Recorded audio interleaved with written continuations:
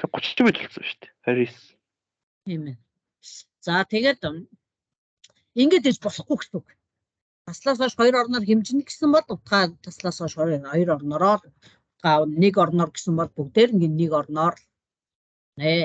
За тоо нь хит олон оронтой тоо байхаар бас стандарт хэлбэрт шилжүүлэхэд төвөгтэй болдог юм тийм ээ.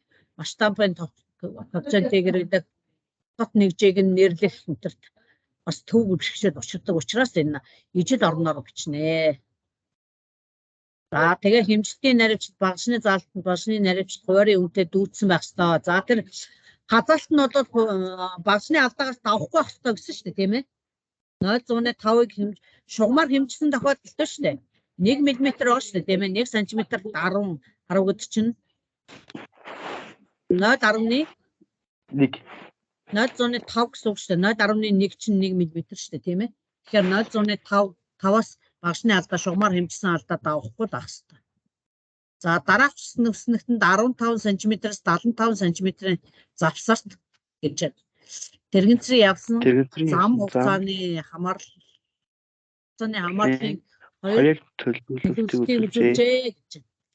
За хугацаагаа за эхнийх нь болохоор сантиметр гэж бичсэн юм байна тийм байгааз. Дараа нь болохоор ташуу зураас 50-аад сантиметр гэсэн байгааз. За эхнийх нь бол орос маягаар бичигдсэн байгааз. Тийм. Дараагийн нь англи маягаар бичигдсэн байгааз. За X хэмжигтүүний завсрын утгыг завсрын боловсруулалтыг үзүүлжээ гэж байна. За X-ийн квадрат гэхээр нөгөө таслаас хойш 2 орноор явсан байгаа. Энд 2 орноор явсан бол за X тэгэнгүүт X-ийн куб зэрэгт бодонгууд 4 утгат орноор явсан байна. Тийм багц. Хамгийн бага утгат орноор илэрхийлэхийн тулд. За энд бол 3-аар л илэрхийлмээр юм. 77.2 гээд 274 За энэ дээр 5 дахь орноор илэрхийлсэн байна тийм ээ. Энэ дээр болохоор 3 дахь орноор илэрхийлсэн байна. Куб X-ийн куб зэрэгтэй. За боловсруулжээ. Сурагч за 1 градус гэж байгаа юм байлгүй дээ. 1 Оос гэсэн байна. Хуваарийн үнэтэй ширнэн термометрийг ашиглан усны температурыг хэмжижээ гэж байна. Бичиглэн төөцтойгээд температурыг ийм үсгээр тэмдэглэсэн байна. Нөгөөх нь температур бичээд ийм жижиг цэгээр энэ хугацаа юм билүү дээ тийм ээ. Та хугацаа байлгүй дээ. 1 градус 1 секунд. Ийм юм шиг. За ингэж бичсэн энэ бичиглэлүүдийн хэв загваруудыг харуулдаг ашиг үнэ. Энэ дээр англи маягаар бичсэн үү, япон маягаар бичсэн үү, орос маягаар бичсэн үү гэдгийг ялгааг харуулах гэдэг. За хэмжилтийн алдаа гэдэг нь болохоор жинхэнэ утгаас хэр зэрэг хазааж байна гэдгийг ингэж харуулж байдаг тийм ээ. Жинхэнэ утга гэдэг нь бол бид нар тухайн хэмжилтийн хувьд дундаж утгаал хэлээд байгаа шүү дээ тийм ээ. Тэрнээс яг чистний бодит үнэн энэ яг хамгийн зөв утга гэсэн юм бол байхгүй шүү дээ тийм ээ. Тухайн хэмжилтэн дээр бол байхгүй. Англи сурагч амжилтын судалгаа 35 сурагчдаар нийт сурагчдын 22 буюу 60 нийгэм хэмжилтийн өвчин боловсруулалт гаргаж суралцсан гэж үзжээ. Энд бахан гүйдэл хүчтэй эсэргүүцлийн утгууд өгчжээ. Нэг утга. Тэгэхээр энэ зарчим ёсоор бүх зүйлийг нэг утгаар илэрхийлж тодорхойлох боломжгүй байна гэн бүгдээр хувьссан байна шүү дээ тийм ээ. Гүйдэл нь хувьсаад нөгөө бид нар чи онл дээр болохоор гүйдэл хүчтэй хоёр шууд хамаардаг профессионалын коэффициентийн эсэргүүцэл гэдэг мэдэг гэдэг үстэй тийм ээ. Гүйдэл хоёр шууд хамаардаг профессионалын коэффициентийн өгдөг гэдэг. За туршилт хийж байгаа хүн заавал маш нарийн утга байх шаардлагагүй. За ингээд тодорхой наривчлал байх хэрэгтэй. За багшны алдаагаа ярьж эхэлж байна. Багшны алдаа болохоор нөгөө зүүн загштай багшин дээр хуваарийн үнийн хагас байдаг. Электрон багшин дээр шууд таслаас хойш хорон болохоор багшны наривчлалыг илэрхийлждэг шүү дээ тийм ээ. За энийг хичээл дээр дахиад давтаж ярина. За энд болохоор нэг утгатай. Одоо энэ дээр хараа хуваарийн үн багшны заалтын хамгийн бага өөрчлөлтийн хэмжээ юм аа. Зүйтэй багшны хуваарийн үнийг олохдоо сонгосон хоёр хуваарийн зөрүү хоорондох зурсан өргөгийг олдог. 0-аас 0.2-ийн хооронд хэдэн жижиг зураас нь тэгээ бид нар хуваагаад олчдаг шүү дээ тийм ээ. Дижитал багшны хувьд болохоор сүүлийн орноор илэрхийлэгдэнэ. Хамгийн сүүлийн орноор болохоор багшны наривчлалыг илэрхийлдэг байгаа. Багшны заалт абсолют алдаа гэдэг нь болохоор багшны заалт нь тогтворч чих хэвээр ингэж зүүнгээ савлаад ах юм бол багшны заалтаа авах боломжгүй шүү дээ, тийм ээ.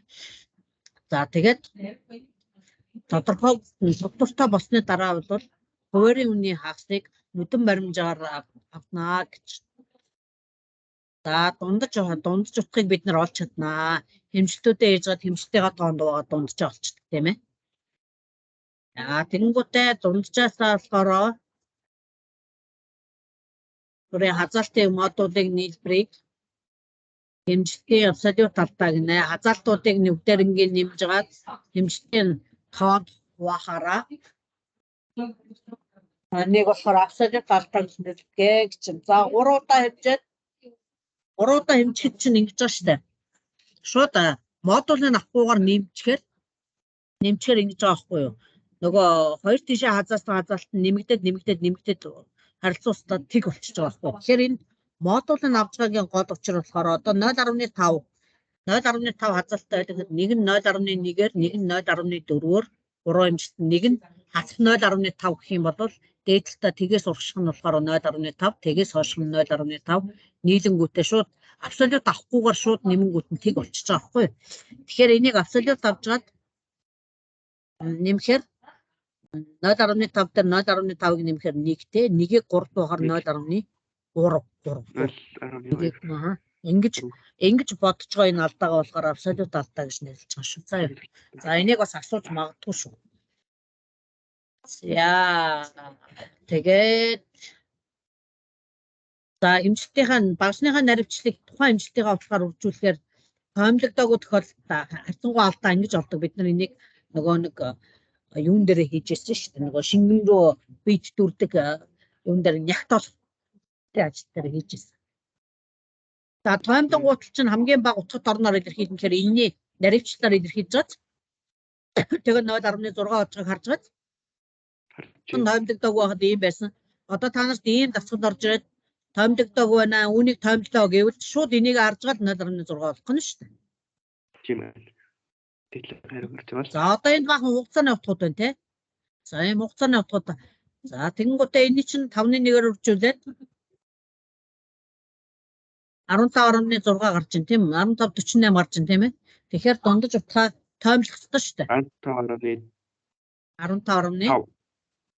15.5 болгон тий 48 юм чинь. Абсолют алдаанууд түрүүний нөгөө модулуудаа хооронд нэмээд 5 тугаахаар ийм гарч ин тийм ээ. Абсолют алдаа. За тэгэнгүүтээ модулуудаа нэмээд 5 тугаачингууд абсолют алдаа гараад ирж штэ тий. Тэгэнгүүтээ хэмжилтийнхаа утган дээр абсолют алдаагаа нэмж хасах гэдэг ингээд тоомлогдоогүй утга нь энэ тийм ээ. Тэгэнгүүтээ 3-9 болохоор 3-аар томлоод. За тэгэхээр одоо энийг тоомлох хэрэгтэй болох нь тийм ээ. Энэ хазаалтаа хэмжилтнээ абсолют алдаагаа хэмжилтийнхаа дундаж утганд харьцуулаад орхихоор энэ харьцуулаад 100% үржихээр энэ яах вэ?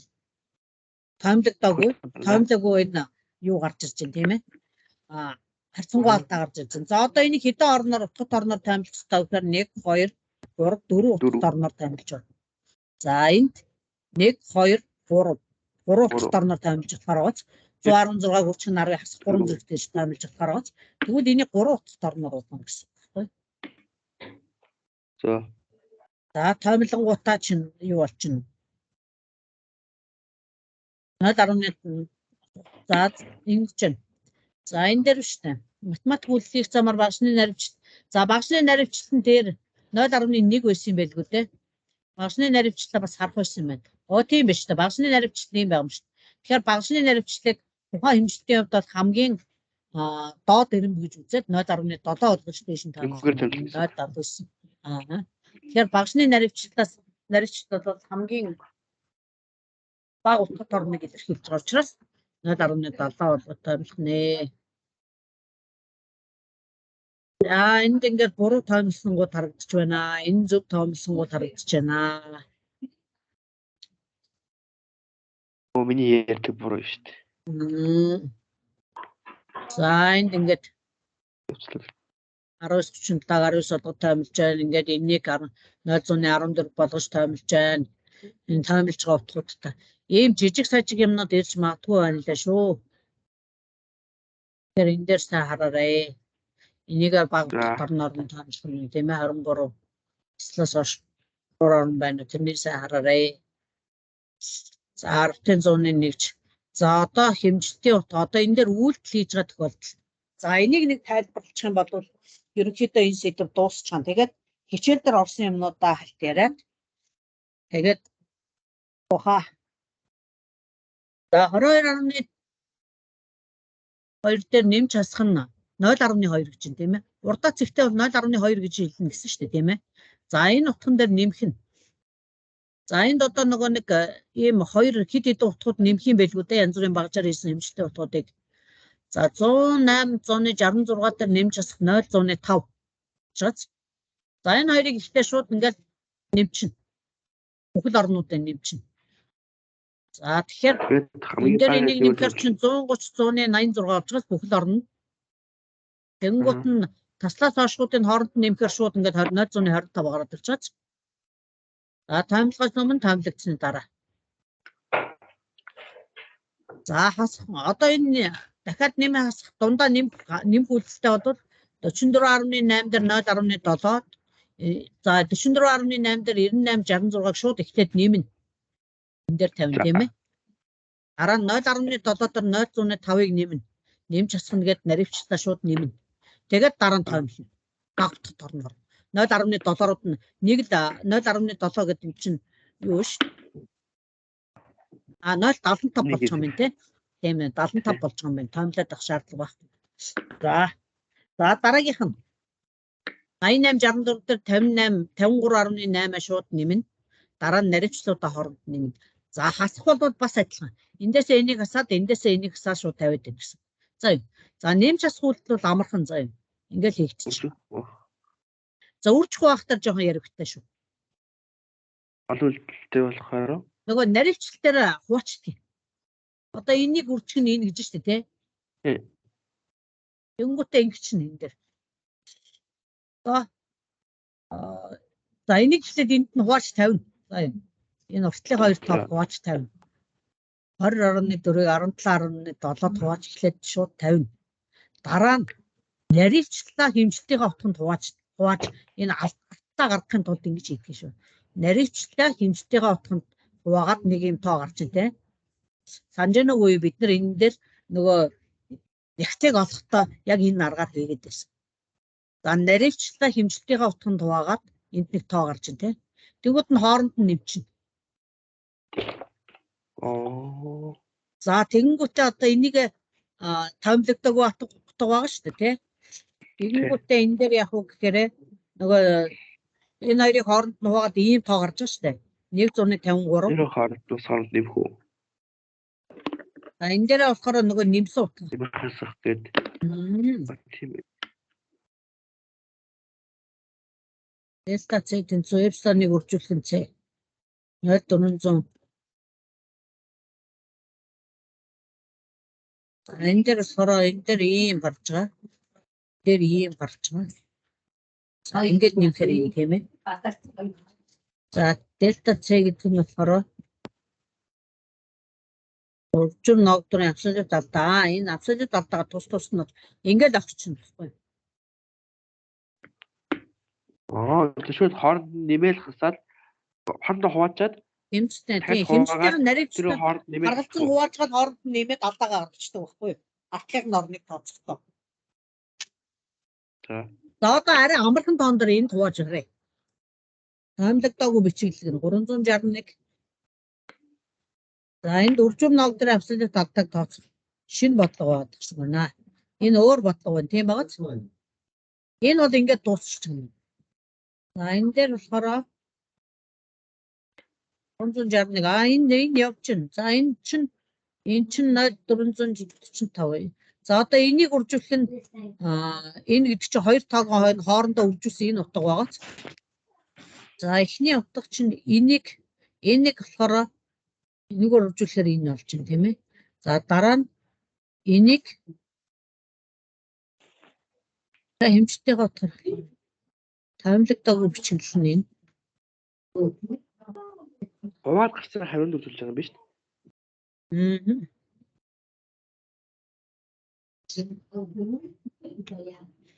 За энэ дахиад нэг арай нэг эвтэйхэн тоон дээр энэ төвхтэй тоонаа. Ингээд авчичдгээ уулна.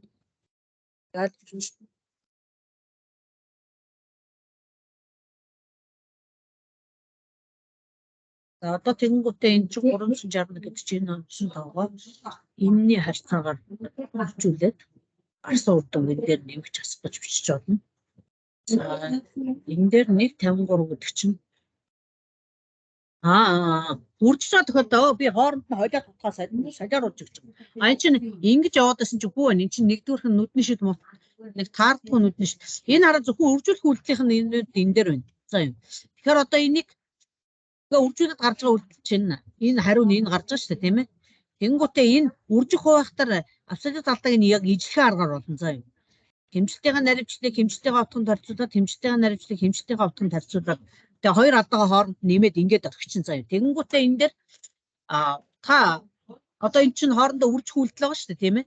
Үржих үйлдэл байгаа. Тэгэхээр 361-ны энэ үндсэн хоёр тоогоо үржүүлсэн утгаа юугаар үржих вэ гэхээр одоо энэ нийлбэр алдаагаараа үржүүлээд хариу нь гарч байгаа.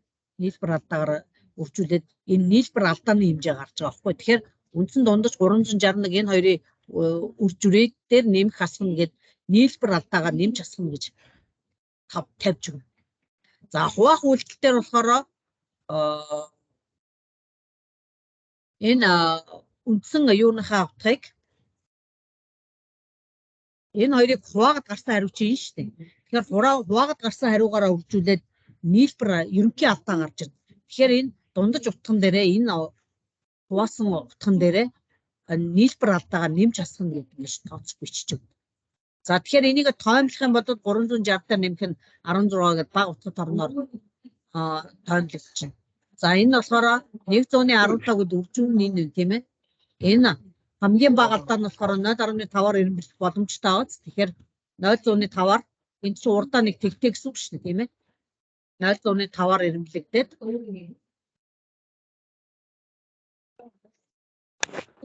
за болохгүй энийг дахиад тайлбарлая заа юу. Хэсэг байсан жоо дахиад тайлбарлая. Гайгүй билүү? Гайгүй байна гэж юу? Чэтэр уул нь үзсэн юм байгаа да. За одоо энэ дээр энэ хоёр тооныг үржүүлэхийг нь хийгээд өрхөө. За одоо энэ хоёроо ихлээд үржүүлнэ тийм ээ. Энэ хоёроо үржүүлээд энэ тоо гаргаад авна. За дараа нь энийг эндээ хуваана. Энийг эндээ хуваана. Тэгээ гарсан хариунуудаа хооронд нь нэмэн тийм ээ. Хооронд нь нэмээд ингээд нийлүүлэх гэж байна. За ерөнхий алдаагаа гаргаж ирж байгаад нийлүүлчихсэн. За энэ дээр сайн харж гад юу агараа. Болохгүй бол асуугаараа мэдээ.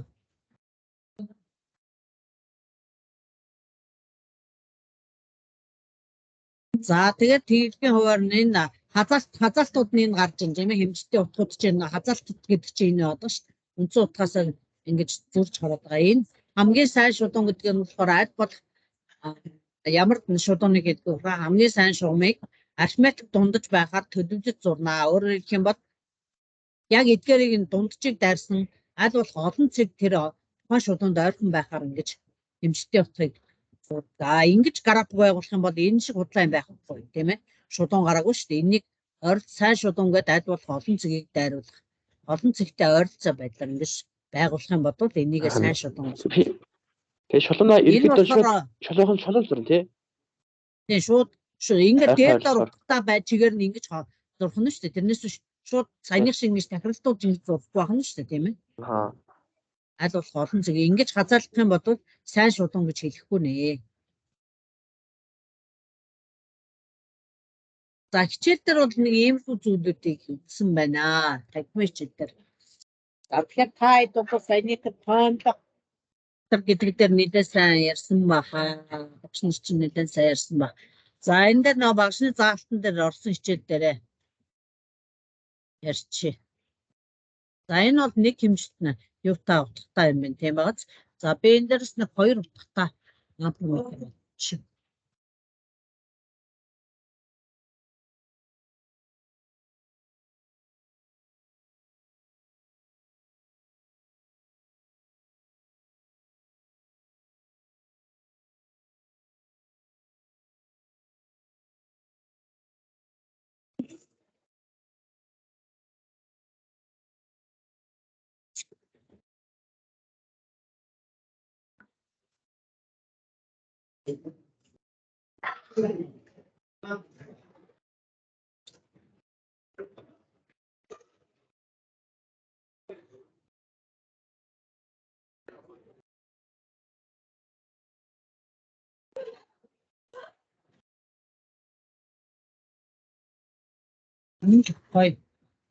Хоёр бол за энэ ID баба дээр байгаа энийг ядчихсан. За энэ дээр бол нэгэн атахан томч санагдаж байна. За энэ дээд утга нь болохоор хуваар нь болохоор 5 вольтыг хэмжиж байгааз доод хуваар дээр нь энэ дараа доод хуваар нь 3 гэд харагдаж байна санаж. Доотлогоо хуваараар нь хэмжихээр 3 вольт нь. За энд рүү энэ хар дээр нэгийн залгаад удаан дээр нэгийн залгаар 5 вольтээр хэмждэг баа энэ. За тэгээд асуултан дээр нь хэрвээ 5 вольтоор залгасан тохиолдолд одоо хуваарийн үнэ хэдвэ гэж асуух юм бол хэдв. 0-аас 1-ийн хооронд 16 0.1 байна. За 3 вольтоор хэмжилт хийж байгаа тохиолдолд 0-аас 0.6-гийн хооронд 16 байна тийм ээ. 0.6-г 10 тоо. 0.6 тийм ээ. Тэгэхээр хаанаас нь асууж яах вэ гэдгийг их сайн харна шүү. Асуултаа их сайн хараарай. Тэгээд тэр тоо тоомлох, эрен бэлэг жижиг сажиг юм дээр битгий алдаад оръё. Өчигдрийн толгой ангиуд зарим нь бол өндөө алдсан л дуулсан тийм мэдхгүй би одоо материал энтрийн сайн олж үзээгүй бидэрт харагдахгүй байгаа болохоор одоо яг ямар хөө зүйлүүд байгааг нь мэдэхгүй байна. Тэгтээ хүүхдүүдийн ярьцгаагаар тийм хүүхдүүдийн ярьцгаагаар бол анхаарал хийчихвэл боломжтой юм байсан байна. Анхаарахгүй бизнес болчлоо. Өгөөдрөө сайн уншууд болохоор байна. За шалгалтын даалгавар яг эхэлснээс хойш 50 минут явж байгаа гэсэн. Тийм учраас маш чамбай хийх хэрэгтэй юм шүү. За яа. Тэгээд дахин өгөх боломжгүй юм байна. Тэгээд дахиж өгөх боломжтой байна гэж хараад байсан чинь үгүй юм байна шүү. Дахиж өгөх боломжгүй байна шүү. Тэгэхээр нэг л удаа өгөх учраас тэгээд бид нар дээр болохоор би болохоор нөгөө шууд бидастараа оноо моноогоо тооцоод ингээд дүнгийн байгаа гэсэн. Цаанаасаа заавал хянах гээд байгаа юм байна. За тэгээд шалгалтын оноо 30 гэж байгаа учраас бас энэ дээр тэр шалгалтын дээр айгүй авахгүй хоргүй байна. Тийм учраас тэр шалгалтын дээр болохгүй сургачгаа гаргаас саяных шиг гүйлгэж гаад юу агараа заа юу хийх аргачлаа харж болохгүй сургачгаас харж шаардлагатай харж болох юмнуудыг хараарай мэдээ. За тэгээ хийш. За өөр за хичээл дээр болохоор уурахнаа үлдсэн ч нөгөө юм маань айчуу. Хүмүүс зэнийг одоо энэ чат мат чараагүй шүү. Хаа мэдэргүй. Завгүй болчтойг нь юм учраас мэдээлсэн татлах байна. За тэгээд одоо өөр мэдчих мэдээ. За ийм байна. За GeoGebra дээр байгаад нэг зүйл дээр нэг халт ярьчихэв. GeoGebra-га бас дороод ирж байна. Нэг асуулт байна гэж дуурайдах шүү. За нээлтэр вектор тооцдог нэг юм халт ярьчих.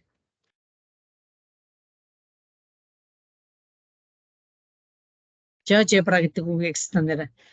GeoGebra гэдэг таны юм байна. Тэр мэдхгүй юм шиг асуух гэж.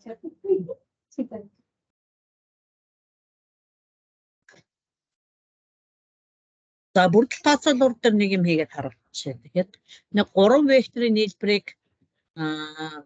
нээлбэр векторын координат нэрийг компонентыг олох тэр юмнууд хийжсэн шүү дээ бид нар. За тэрийг нэг хальт сэргээч. Вектор хэмжих түүний тухай ярих хэрэгтэй байсан чинь. За нэг ийшээ нэг юм вектор болчихъя.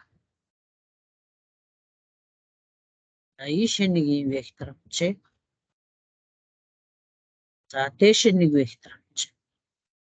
За одоо аалбар хэсэг рүүгээ орчоод энэ гурвын нийлбэрийг олъё заяа.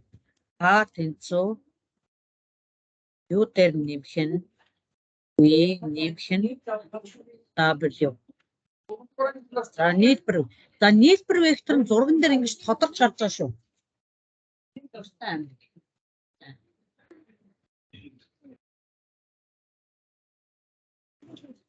За нийлбэр вектор нь ингэж тодорч гарч ирж байгаа шүү зэ. Компонентын биш энэ векторын компонентыг биш гэвэл x-ийн 6, y-ийн 6 байна шүү дээ, тийм ээ. За энэ нийлбэр вектор нь ингэж тодорч гаргаж байгаа шүү. Зурган дээр энийгээ сайн хараарай. GeoGebra дээр анхаарах. За тэгээд симуляц бүтээсэн байгаа. Симуляц бүтээсэн симуляцаараа бид нар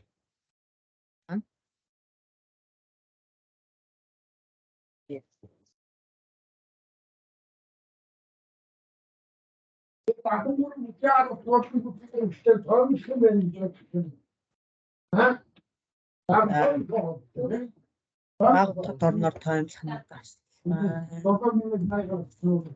за энэ тоо таймлсан саяны тэр үйл таймлсан тоотой хийсэн үйлдэлүүдтэй юмнаас нэлээд байгаад байгаа шиг байна. За 2-5 хооронд юусан ийм дасгал байж болох юм байна. Алдаатай ард нь нэм пастахад алдаатай хооронд нь хоох үйлдэлтэй тохиолдолд яах вэ гэдгийг судалж сайн хараад сонь. Хоёр үйлдэлтэй.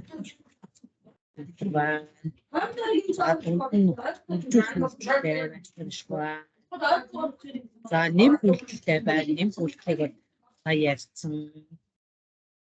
За эсхүүн тооцоолох, биеийн эсхүүнийг тооцоолох. За бид нар болохоор эсхүүн тооцоолох дээр бид нар ганцхан ийм юм хийсэн шүү дээ. Бид нар шүү дээ. тэнцүү M руу. We тэнцүүгээд аг Яа масаж мэд. Жуулсан. Ашиг энэ томьёогоор юу ажижсэн шүү дээ. Тийм эзлэхүүн хэрэгжсэн шүү дээ. Тэрнээс гадна нь болохоор эзлэхүүнийг хүчдэг.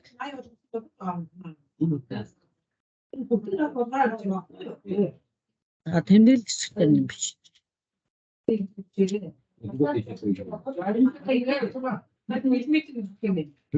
За одоо бид нар болохоор эзлэхүүнийг болохоор ингэж хүчээд байсан шүү дээ. Вэ тэнцүү.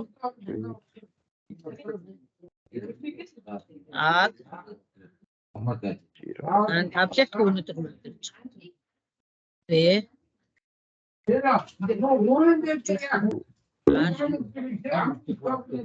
За ингэжсэн. Тэгвэл эзлэхүүнийг болохоор S тэнцүү.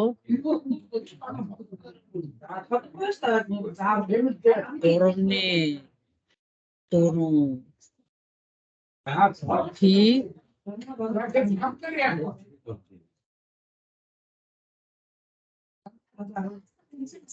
За энд бөмбөрцгийн эзлэхүүн байна тийм ээ.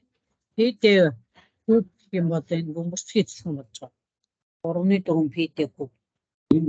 За цилиндрийн эзлэхүүн гэхээр суурийн талбайг өндөрөөр үржүүлдэг ба шүү дээ тийм ээ. S-ийг үржүүлэх нь H. За тэгэхээр суурийн талбай болохоор PR квадрат гэдэг үстэй тийм ээ.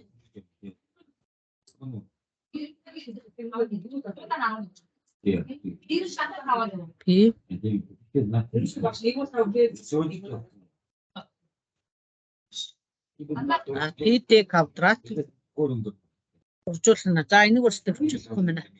Болий. За тэгэхээр нэг вектийн эзлэхүүнийг олоод авах шиг байна. Тэр эзлэхүүн. За нөгөө төр эзлэхүүнийг олж ирсэн симуляцаа гаргаж ирээд бид нар маань тэр маань чинь дандаа юу аваад ирсэн шүү дээ. Тэр симуляц чинь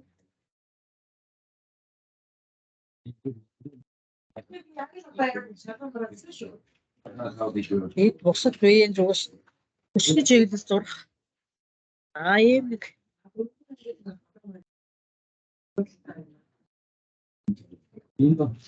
за танхим дээр үздэг нэг хичээлийн тухай бас гараад орхий.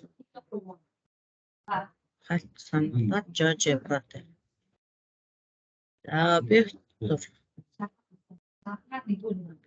зурх юм байна. Чимээр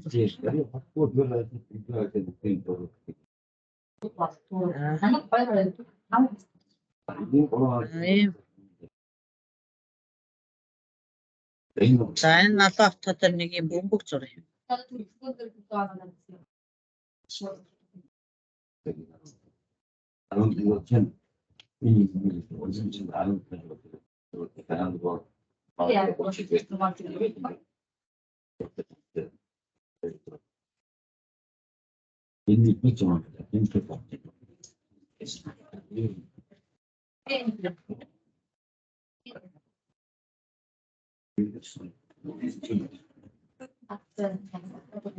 Энэ бөмбөг доош.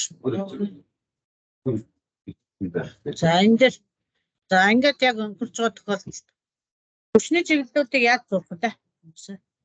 Вектороор илэрхийл. Вектор ба скалаар хэмжигдэх юм бол олсон шүү дээ. Сумаар тэмдэглэн. За ямар хүч үйлчлэх вэ?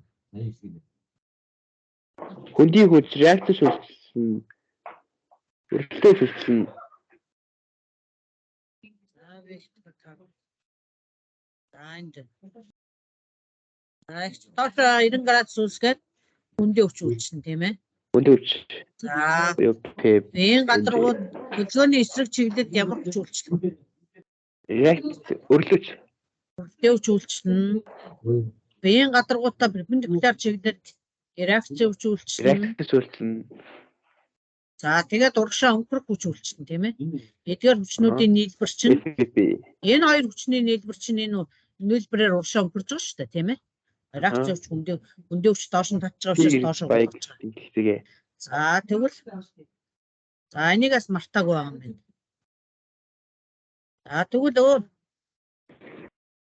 өөр гадаргууд дээр зуруулаад үзье. За тэгвэл ийм гадаргууд дээр. Хитээ гадаргуу. Тий.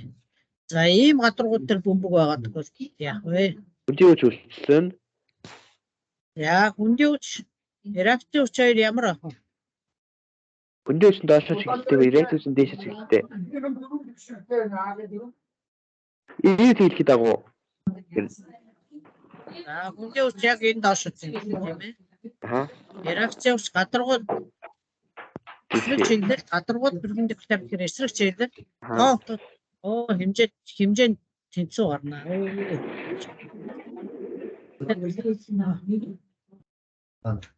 Дэшигээ.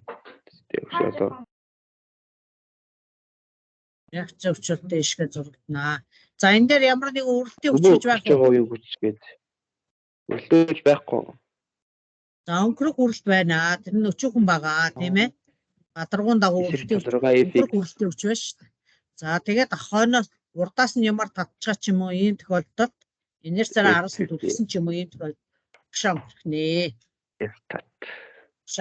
Шам гэрхнээ. За тэгвэл одоо ийм гадаргууд дээр.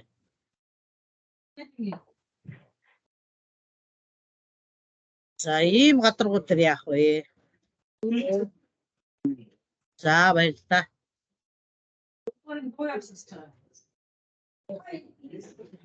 За ийм гадаргуу байвал яах вэ? За энэ дээр нөгөө бөмбөг чинь. Нөгөө бөмбөг чинь.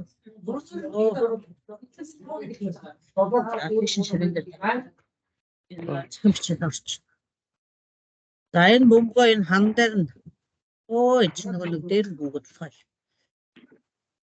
Тэр авчих юм шиг.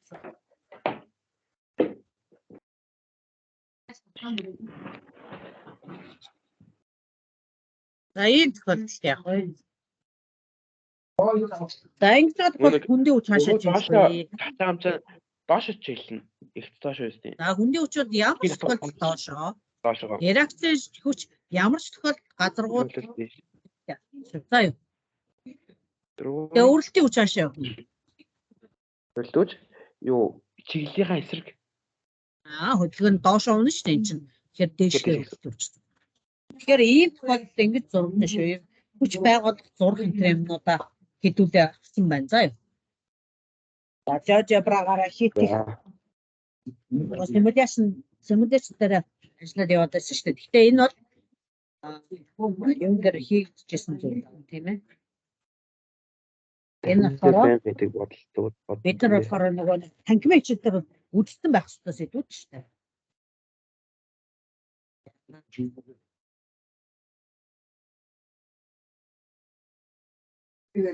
Яа тэгээд танган зэрэгүүд микрометрыг хальт авахгүй. Тэрнийг хэмжилттэй нэг хальт автаж харъя та тийм ээ. Тэр ч одоо бас нэг хичээлээ шин. Ойлгоно ч юм чинь. Хүмүүс одоо багшаа сургалт эхэлжтэй гэнэ зөөж. Надад улсууд шалгалтанда тарсан юм байна. Тийм ээ.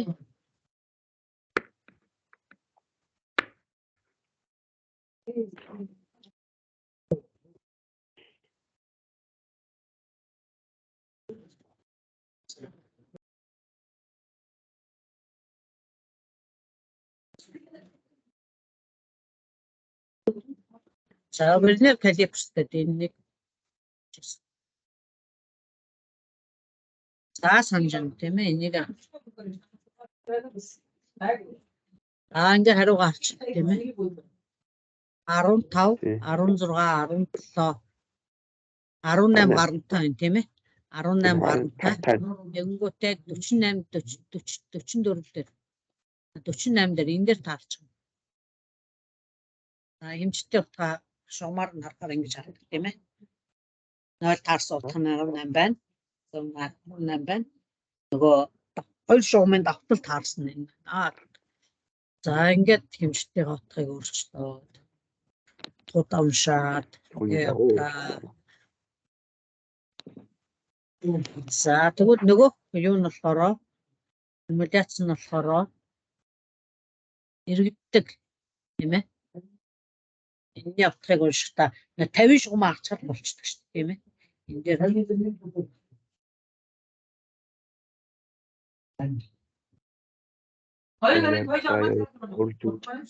үлээд харин гарч ирдэг. за одоо энэ 50 шугам гараад ирэнгүүт чинь л 50 утгаа яваад байдаг шүү дээ тийм ээ. 50 бол энэ яг 62 болж байгаа гэхээр 6.5 гэж гад энэ дээр 12-ыг нэмж байгаа шүү дээ тийм ээ. хард нэмээд 662 болж байгаа. Тэр жоохон